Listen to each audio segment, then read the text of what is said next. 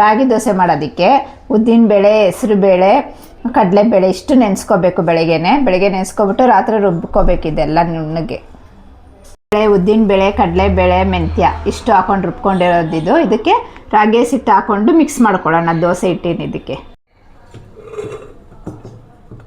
Mix ಮಾಡ್ಕೋಬೇಕು ನೀಟಾಗಿ. ಈಗ ನೋಡಿ, ಈಗ ರೆಡಿಯಾಗಿದೆ ದೋಸೆ ಹಿಟ್ಟು.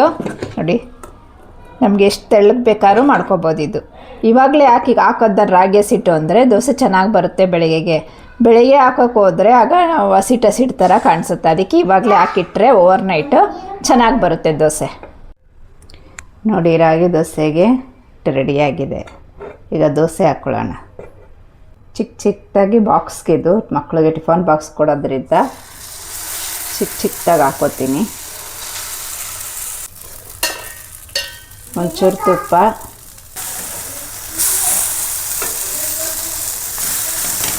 ನೋಡಿ ಈಗ ಒಂದು ಸೈಡ್ ಬೆಂದಿದೆ, ತಿರುಗಿಸ್ಕೊಳ್ಳೋಣ. ಈಗ ನೋಡಿ ಎಷ್ಟು ಚೆನ್ನಾಗಿದೆ.